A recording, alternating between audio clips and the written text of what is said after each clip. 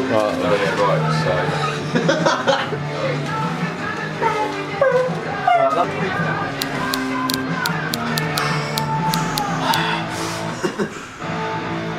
up? Hello and welcome back to the Indie Room, where I'm back at the Sitwell Tavern tonight for DPP Festival 2019, and I'm joined here by Arcade Heartseat, who have kindly given up some of their time to come and sit and have a chat with me. So thanks for being here. No, that's fine. And I assume it's your first gig of the year, 2019. Yeah. First interview of the year for me. So how are you feeling about tonight and what you're expecting? I don't really know what we're expecting. Yeah, we never know what to expect. Not even from your own music. Oh, from our own music? Oh, no, yeah, well, yeah, I know that. It's like, yeah, but I mean, it's in yeah, when we come up, because this is quite up north for us. It's a long way. So we don't ever really know what to expect when we come up this far. Really. Yeah. Gonna wait and see, I suppose. Yeah. You've just been in the van there, haven't you? You've been travelling all the way about 4 hours. from the south coast today. My next question is, how do you sort of pass the time on journeys like that? Because I suppose it's not the first time. Well, listen to this idiot. Listen to that shit. We have a fun game actually. Do you actually? Which is it's like I Spy, but like it gets boring on the motorways because everything's the same. Yeah, of course. So after a while we were like, let's just like put ourselves somewhere. Like your mum's room or something. Or like imagine. So you said like if we played it now, we're not going to play it, right? But say like I was like, right, I'm in my bathroom. What am I looking at? And then give a letter. So like you say like F, you'd be like first aid kit. Like first aid kit. So, because Brandon has a lot of accents. What music slips up a lot. Do you have a playlist that you like to play in the van, or just Spotify, mate? Literally. Yeah, Spotify. Well, I mean, we all got sort of similar tastes, but then we all have our own sort of Spotify music we listen to. So it just does wonders for us. Yeah. Although the one we've got now has got DAB, so we do like trying to find weird ones on that for a while. For a while it was Smooth FM. Don't know why. It's so smooth. So smooth. Radio station. Talking of music, your music of course is quite like electronic sort of based and a bit like dance orientated. So where did you get the inspiration for that sort of sound from, and also how did you decide as a band? Can you pinpoint a time when you decided, this is what we're going to sound like, or was it just natural? Different place, I'd say, was the song. Yeah, different place. Well, no, probably running. So basically, we wrote a song that didn't have any synths in it, sort of thing. We released Honey, and it did really, really well. And then, for us, it did really well anyway.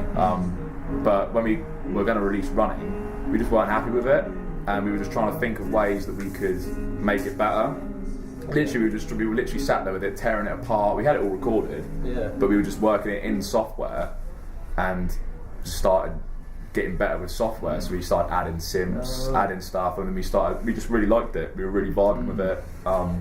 So it was written on guitars first? Yeah, it was completely guitars. So all our stuff was literally just music, just two guitars, drums, and then when we went into the software world, when we recorded something, we just got carried away. we started experimenting. Yeah, and then finding ways to do it live. Yeah. And then, I mean, we watched a few bands live and stuff, and they. How are they doing that? How are they doing this? But you learn. You always, you learn off bands. I mean, in 1975, we're doing a lot of like synth orientated stuff. A lot of bands incorporated. But I think it's just the go-to thing now. Like to get that next step in sound, like a bigger sound. Like if you're always doing it, it's really go-to. It makes it more unique as well. If you're good with it. But obviously with synths, you can make your own. You can put your own spin on it, your own sound on it. So that's it makes you unique to you. Do you know what I mean? So. Well, I actually watched a few videos of you playing live because you did the BBC introducing it at Southampton Solid recently. And I've got a question that I've always wanted to ask a band, which is, obviously when you're playing live you only play guitars, but you have synth sounds behind it. Yes. So I wondered, how do you program them to play at the right time? A lot of practice. Basically, I am the top of the Brandon, he's the timekeeper. So in his ears, he has the bus. I'll drive the bus. He has a click. Do you know what I mean? And if he has to hit that click, and then we have to hit Brandon. So we have to lock it. Not literally like him. If he goes out, we've got to follow his. If he goes out, we're all fucked.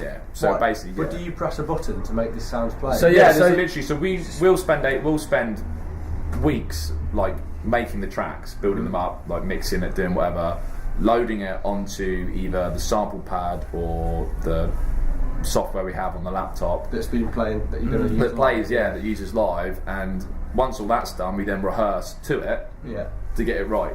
So it's like it's a lot of play, and then it's like the click starts. I mean, we've created our whole set list. Oh, I get it. So we don't actually press anything like when you're. No, so the way it works, so like we used to, but I used to make it really hard for we made it really hard for ourselves. I used to like when the synths would start, I'd have to like hit the track in line. But we moved to the laptop and stuff, and there's a lot more to get. Yeah, we basically just put our whole set into this program Logic, and then we've just set. We've given ourselves like four beats or 4 bars before or something. And then it will start, and it will give me a click 1, 2, 3, 4, and I know after 4 to come in, and then it just goes from there. It just makes perfect. It's not easy. Like you can't just pick up a click track and just go gigging straight away. The song that made me think that was Kathleen by Captain the Bottlemen. Right. Yeah. When they play that live, they start it with that sort of sound. And you're thinking, how do they do that? How are they doing that? Yeah. Well, thanks for answering that. No, it's fine. In terms of writing a song with the synths, I'm thinking about Different Place now. For example, Different Place. That song's obviously got a sort of a sampled vocal in it. At the start. First of all, where do you get them samples from? And second of all, do you my voice? Like, is that your voice? Yes, my voice. Every vocal sample in every one of our tracks is my voice. And they just repeat. We've modulated it, dragged it about, reversed it. You put that in afterwards. Different Place was another one that we were going down putting the synths on after. So again, Different Place was completely a guitar track, and then we got recording it, and we were like, I'm bored, sort of thing. Like we wanted it to be better, and then we were like, what can we do? Oh, we just play about the vocals, and then that's how Different Place came. Pretty much your biggest track now, isn't it? So. We are now. It's worked out for you. Yeah. I mean, now we do it the other way around. We write the synths first. We just find it so much quicker writing wise to do it that way. It's just it just feels like the song is more complete when you gives it more of a foundation, doesn't it? Something to sort of work off better. Yeah. Well, 2019, as we are in now, is already scheduled to be a massive year for you. You've got your UK tour coming up in March. Yeah. And you've just announced that Huw Stephens has announced that you'll be playing on BBC Radio 1 this Sunday.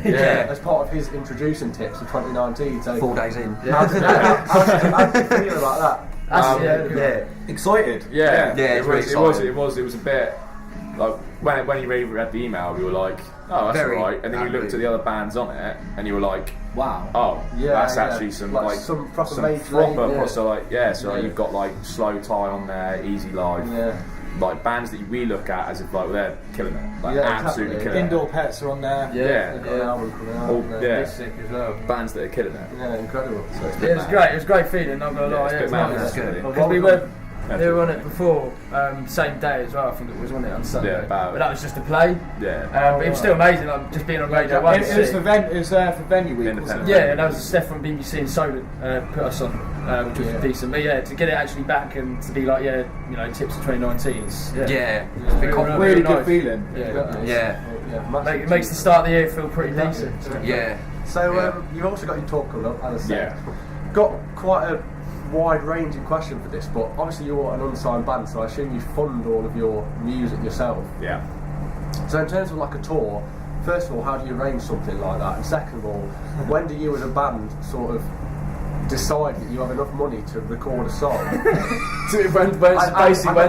also how much of your own money do you dedicate to I don't know. It's a commitment, isn't it? So when did the Pope decide he was Catholic? You all have just do jobs. it. You don't really think too much about it, really. We're all self-employed, so doing in this sort of doing what we do. If you think too much about it, you couldn't work in an office like 9 to 4.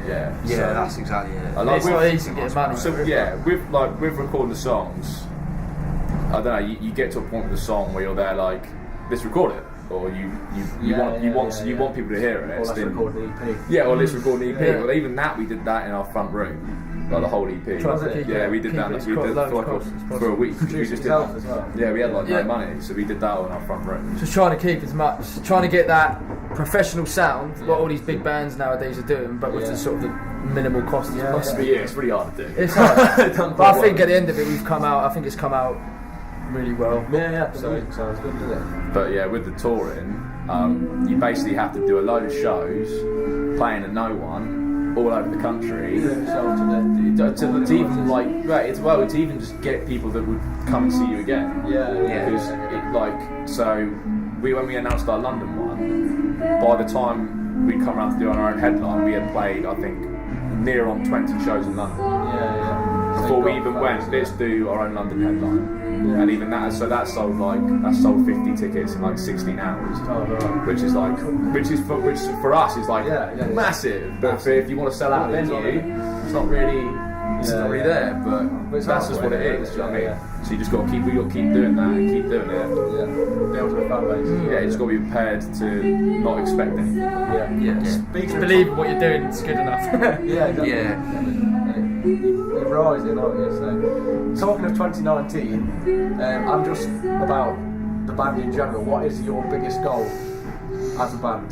To be better than we was last year. I think it's to quit our jobs, really. Overall, if you had overall?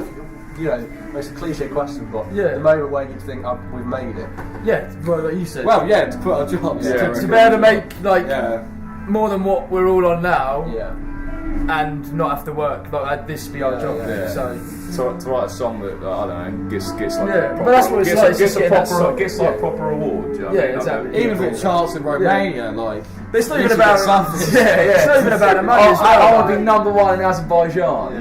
That'd be fair. It'd still be good though. Wouldn't I'll tour there all day the year. But even just like the things like playing Glastonbury and stuff like that. The money's great, but when you play these gigs and you're you see thousands of pounds, it's such a feeling. It's about the feeling. Definitely, it's about the feeling. I don't really know what to say to you. Really, there's a lot. There's so many. We're just gonna push harder. We're just gonna triple everything that what we done last year. We're just gonna take it to another step further, another step quicker. That's my next question. Have you got any New Year's resolutions as a band? Go harder. Just go harder. And how are you gonna? Is there a specific way you're gonna make that happen? You're gonna practice more. Just put more money in. Make yourself skinner. Basically, I don't know. Just in its mindset. Innit? Maybe take a little bit longer on songs just to make sure they are, absolutely perfect on our part. Gig hard and gig smart. Yeah. I mean, just carry on what we're doing, but just trying to play the bigger shows, just to get on those sort of shows with maybe bigger bands. Just then we get, things like Radio 1 though starts to start already. Exactly. Just want to get on the daytime one, stage. Exactly. It's great. It's great. And let's hope. This festival right here. Finally, last question: is there anyone who you're particularly looking forward to seeing, or that you haven't seen before, you've heard of, that you might want to check out? On the same agency as us, there's this Franco Phrase. Oh yeah. I want to see what he's about. I want to see what he's about. It sounds interesting. Anyone else? To be honest, we haven't really looked into it too much. We just sort of thought we'd just see what it's about. It's good to just turn up and just see bands. Sometimes it's better just to not know. And then you go, wow, who are they? And go speak to them. And that's it. And we're all still recovering from the New Year, so. Cool. Well, thank you very much. Cheers. It's fantastic. Cheers. Thank you very much. I will sign off the interview. Don't forget you can subscribe to the interview on YouTube, follow us on Twitter at @the_indie_room. But for now, from me and Arcade Hearts, see you in a bit. See you later. Bye. The vinyl case from upstairs in the attic. That's where we got our sound from. Joy, is that one of your pies?